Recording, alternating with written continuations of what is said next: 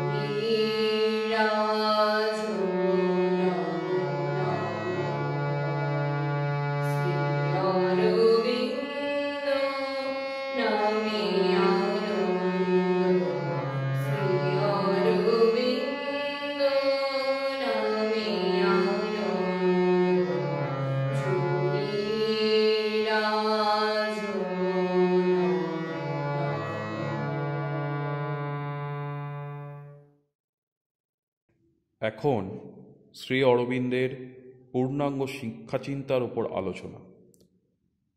বক্তা ডক্টর বুদ্ধদেব মণ্ডল। বিষয় শ্রী অরবিন্দের পূর্ণাঙ্গ শিক্ষাচিন্তা। শ্রী অরবিন্দের সমগ্র জীবন সম্পর্কে যারা জানেন, তারা অবগত আছেন যে শ্রী অরবিন্দ সারা জীবনব্যাপী শিক্ষার কাজেই ব্যস্ত ছিলেন। নিজের ব্যক্তিগত জীবনে দার্জিলিং থেকে বিলেত পর্বত নিজের শিক্ষার জীবন আছেই, তার কর্মময় জীবনের প্রাথমিক পর্বে বড়োদার রাজ কলেজে শিক্ষকতা করেছেন, পরে কলকাতার ন্যাশনাল কলেজের প্রিন্সিপাল হয়েছেন। এই সময়সীমার মধ্যেই শিক্ষা নিয়ে তার বেশ কিছু ভাবনা কখনো বক্তৃতায়, কখনো লেখার আকারে মানুষের কাছে এসেছে। 1894 খ্রিস্টাব্দে তার শিক্ষা ভাবনা প্রথম ছাপার অক্ষরে মানুষের গোচরীভূত হয় 1894 খ্রিস্টাব্দে ইন্দু প্রকাশ, এবং তার শেষ ভাবনা সেটা প্রকাশ পায় পন্ডিচেরি শ্রী অরবিন্দ আশ্রম বুলেটিন ফিজিক্যাল এডুকেশন। তিনি 1908 সালের 15ই জানুয়ারি বোম্বের গোরেগাঁওয়ে ন্যাশনাল এডুকেশনের উপর একটা বক্তৃতা দিয়েছিলেন, এবং পন্ডিচেরিতে স্থায়ী হিসেবে প্রত্যাবর্তনের মানে চলে যাওয়ার অব্যবহিত আগে 1910 সালের 12ই ফেব্রুয়ারি থেকে 2 এপ্রিল পর্যন্ত তার শিক্ষা নিয়ে ভাবনা কর্মযোগিন পত্রিকায় a system of national education নামে প্রকাশিত হয়েছিল। এই সমস্ত নিবন্ধে এবং বক্তৃতায় শ্রী অরবিন্দ একটা কথাই বারবার বলার চেষ্টা করেছেন, তা হলো দিব্য চৈতন্যের এই মর্ত পৃথিবীতে অবতরণের কাল প্রত্যাসন্ন। তাকে এই দেহ মন প্রাণ দিয়ে গ্রহণ করা সম্ভব নয়। তাকে বুঝতে হলে মানস স্তর অতিক্রম করে অতিমানস স্তরে এই মানব জীবনের বা মানব জাতির বলা যেতে পারে উত্তরণ ঘটাতে হবে। এই সমগ্র জীবনব্যাপী এই যে সাধনা, এই যে প্রক্রিয়া, এই প্রক্রিয়াকেই আমরা বলতে পারি যে শিক্ষা, তার পূর্ণাঙ্গ শিক্ষা।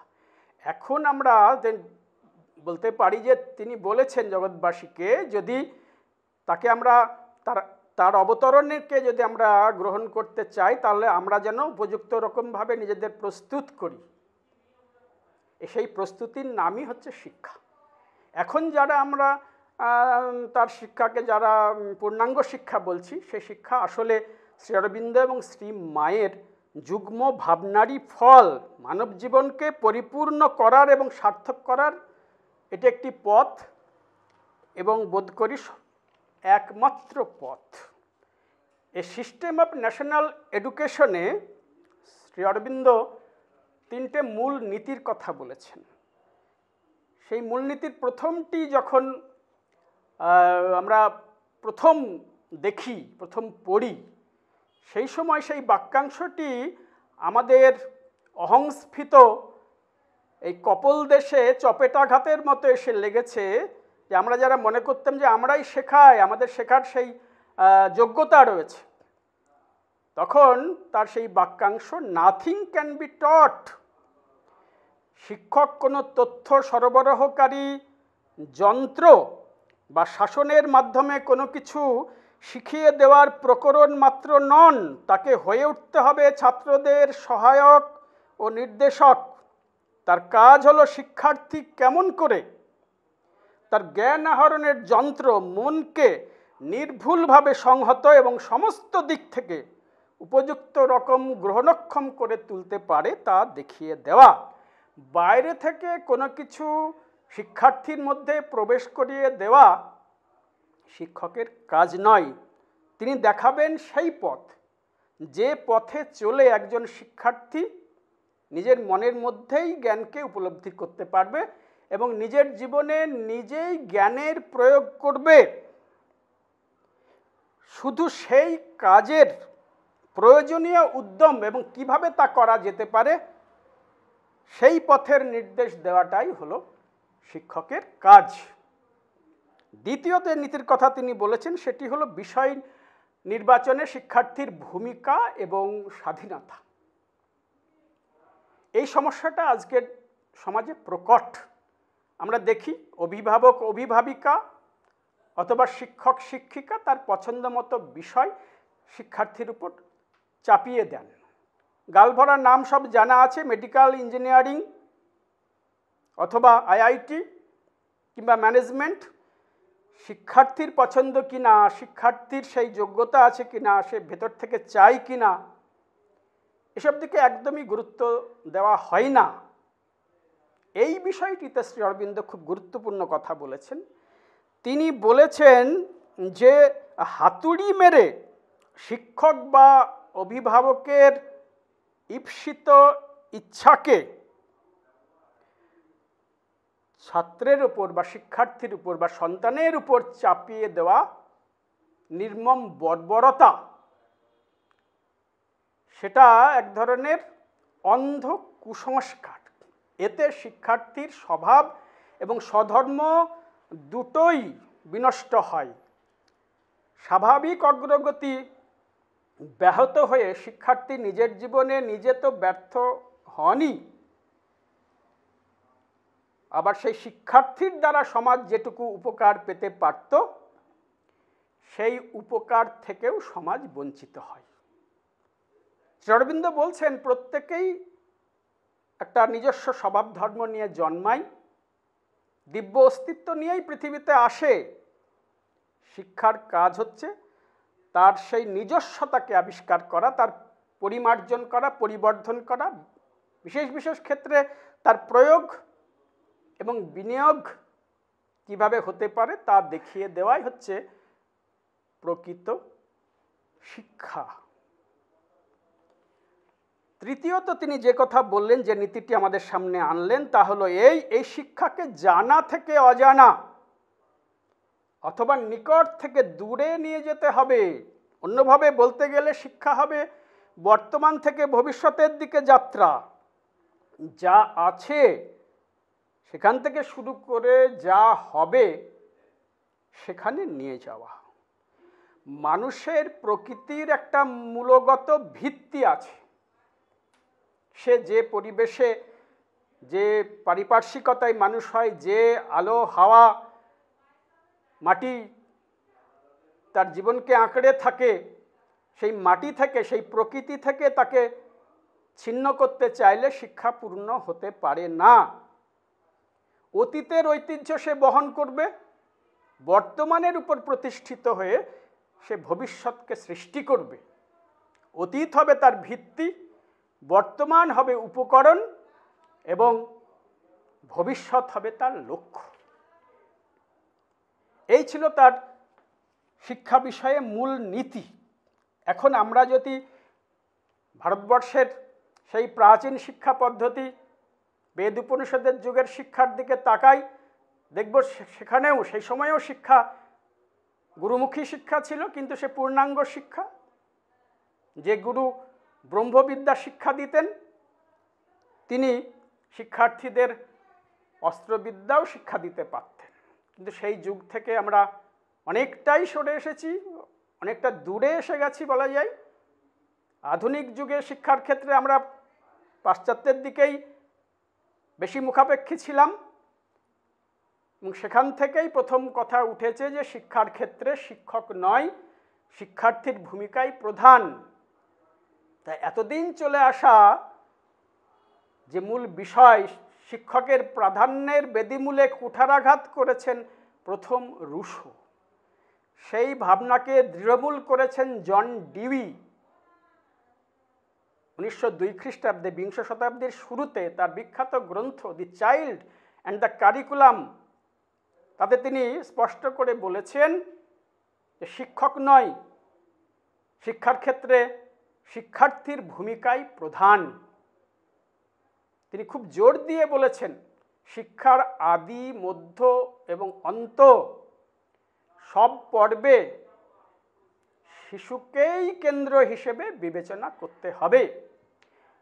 এই গ্রন্থটি প্রকাশিত হওয়ার বছরখানেক আগে আমরা জানি কবিগুরু রবীন্দ্রনাথ শান্তিনিকেতনে প্রকৃতির কোলে আধ্যাত্মিক শিক্ষা দেওয়ার জন্য ব্রহ্ম বিদ্যালয় স্থাপন করেছেন। সেই সময়ে আরও দুজনের নাম করতে হয় এই শিক্ষা প্রসঙ্গে। তারা হলেন স্বামী বিবেকানন্দ এবং মহাত্মা গান্ধী। স্বামী বিবেকানন্দের ম্যান মেকিং এডুকেশন সেই সময়ে বেশ কিছু সাড়া ফেললেও গান্ধীজির সর্বোদয় শিক্ষা বা নয়ী তালিম জনপ্রিয়তা পেয়েছিল, কিন্তু ছাপার অক্ষরেই তা বন্দী থেকে গেছে। এই প্রেক্ষাপটে শ্রী অরবিন্দ আধুনিক যুগের উপযোগী করে শিক্ষাকে উপস্থাপনা করলেন। তারা বললেন যে বর্তমান যুগে শিক্ষার ক্ষেত্রে শরীর মন প্রাণকে তো প্রাধান্য দিতেই হবে, কেবল একটু সংস্কার করতে হবে, বহির্মুখী মনকে অন্তর্মুখী করে তুলতে হবে। এবং সেই সঙ্গে তিনি আরও দুটো মাত্রা যোগ করার কথা বলেছেন, তা হলো সাইকিক এডুকেশন এবং স্পিরিচুয়াল এডুকেশন চালু করতে হবে। এই পাঁচটি faculty, physical education, vital education, mental education, psychic education এবং স্পিরিচুয়াল এডুকেশন,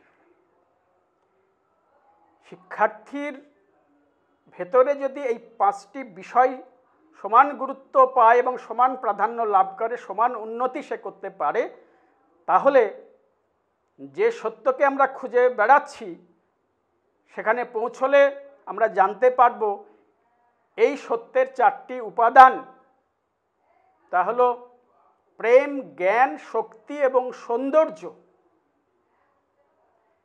শিক্ষার্থীর মধ্যে সত্যের এই চারটি গুণ যথার্থ বিকশিত হলে শিক্ষার্থী পৌঁছে যাবে সেই রাজ্যে যেখানে পৌঁছলে ভিদ্যতে হৃদয় গ্রন্থি ছিদ্যন্তে সর্বসংশয়া, সেই রাজ্য অপরিসীম আনন্দের আধ্যাত্মিক রাজ্য, যেখানে কোনো কিছু চাওয়ার জন্য বাসনা নেই, কোনো কিছু পাওয়ার জন্য কামনা নেই, ক্ষমতার জন্য ঈর্ষা নেই, ঐশ্বর্যের জন্য দ্বন্দ্ব নেই। শ্রী অরবিন্দের পূর্ণাঙ্গ শিক্ষা সেই জগতে উত্তরণেরই প্রথম এবং প্রধান সোপান। নমস্কার। এবার শ্রী অরবিন্দের শিক্ষা চিন্তা ও তার প্রয়োগের ওপর আলোচনা করবেন শ্রী ভাস্কর মুখোপাধ্যায়। শ্রী অরবিন্দ সম্পর্কে মা বলেছিলেন, without him I exist not, without me he is unmanifest. তাকে ছাড়া আমার অস্তিত্ব নেই, আমাকে ছাড়া তিনি অপ্রকাশিত। শ্রী অরবিন্দকে সর্বসাধারণের কাছে প্রকাশ করে ধরার, মা যদি প্রকাশ করে ধরার একটা অন্যতম মাধ্যম হিসেবে যেটি ব্যবহার করেছিলেন সেটি হচ্ছে শ্রী অরবিন্দ আন্তর্জাতিক শিক্ষা কেন্দ্র পন্ডিচেরি। তবে আজকে শ্রী অরবিন্দ আন্তর্জাতিক শিক্ষা কেন্দ্র পন্ডিচেরি বলে আমরা যাকে দেখছি, তার বিপুল কর্মকাণ্ড, তার এই পরিসর, একথা বলা বাহুল্য যে এই পরিসর, এই কর্মকাণ্ড, এই ব্যাপ্তি তা একদিনে হয়নি।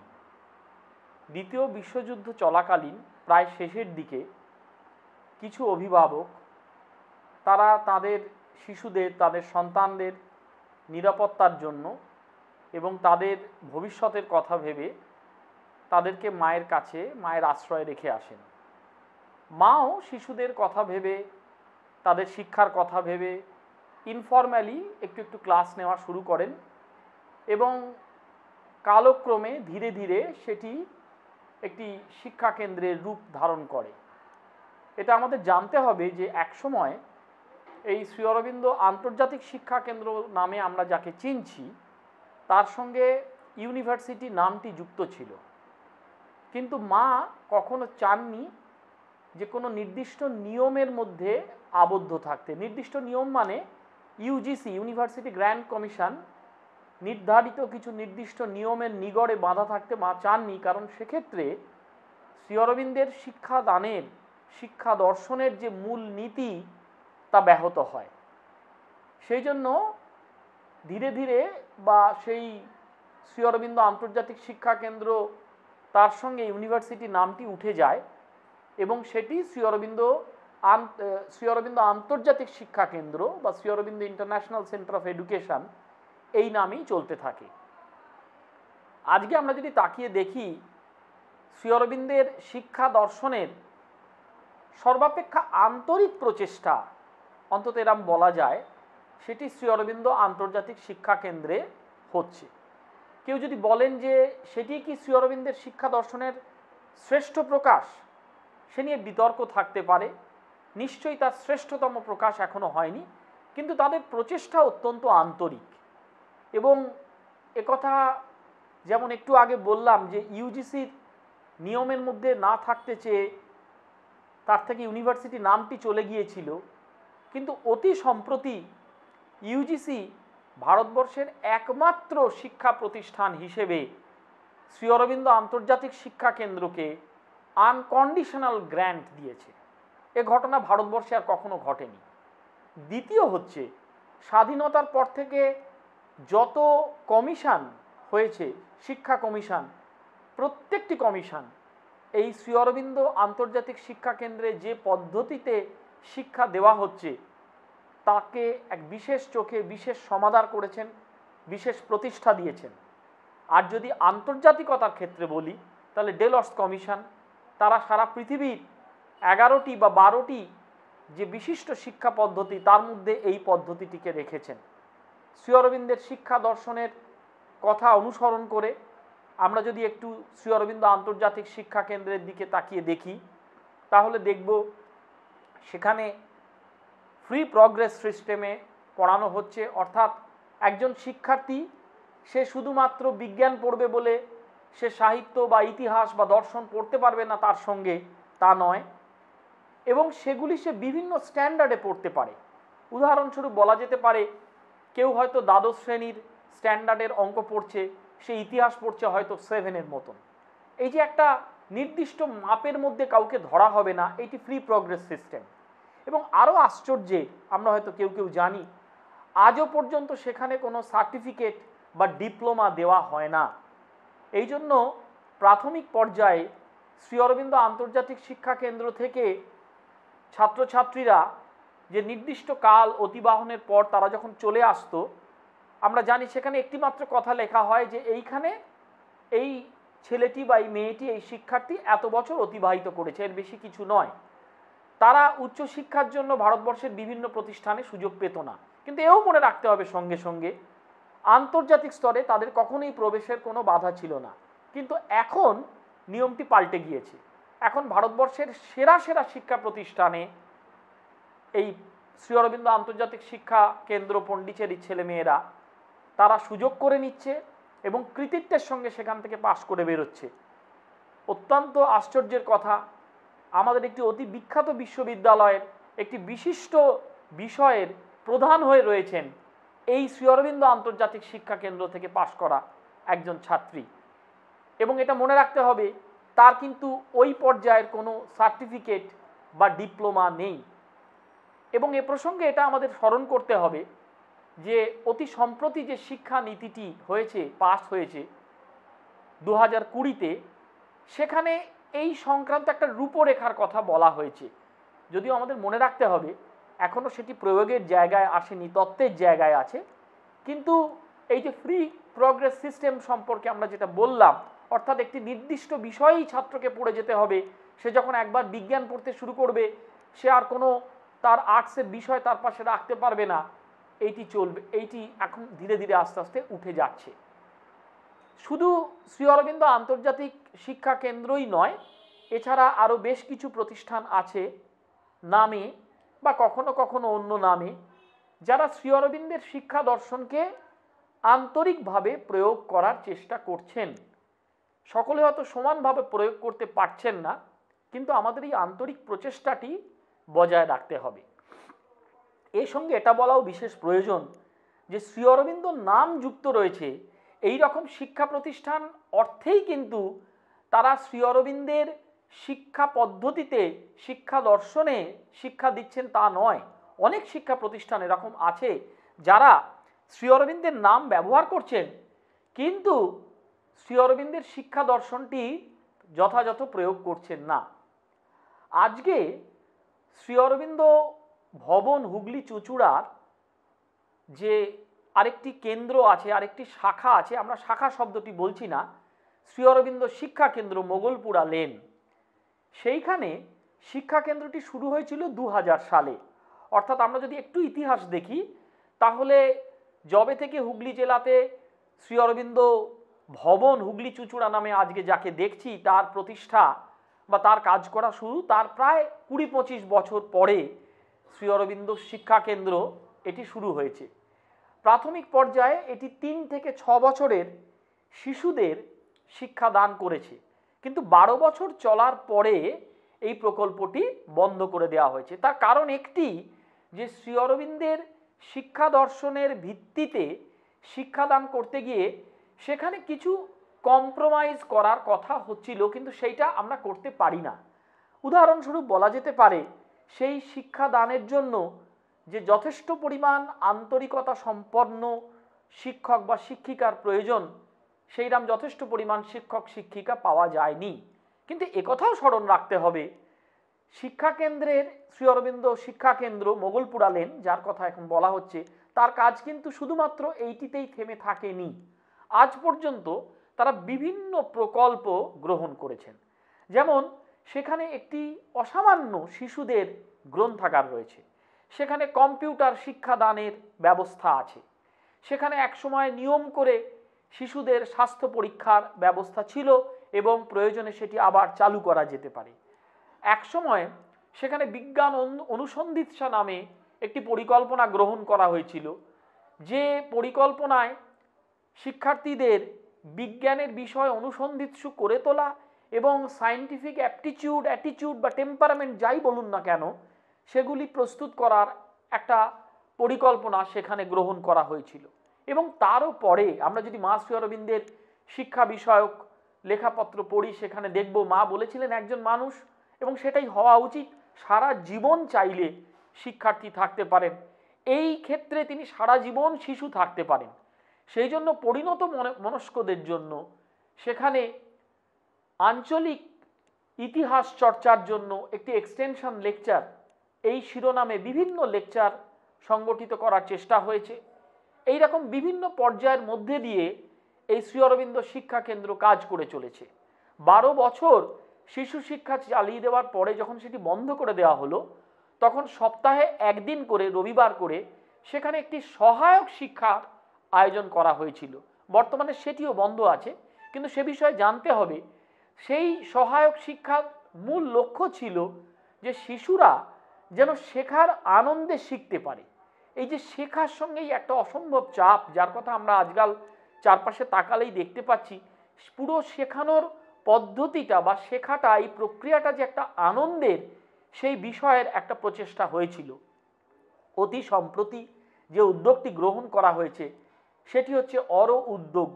সেখানে হাতে কলমে শিক্ষার্থীদের কিছু শেখানো হবে যাতে করে সেটি তাদের ভবিষ্যৎ জীবনে অর্থকরীর ক্ষেত্রে তাদের সহায়তা করতে পারে, অর্থাৎ তারা তাদের কিছু উপার্জনক্ষম করে তুলতে পারে। এটিও কিন্তু শ্রী অরবিন্দের শিক্ষা দর্শনের একটি অন্যতম মাধ্যম।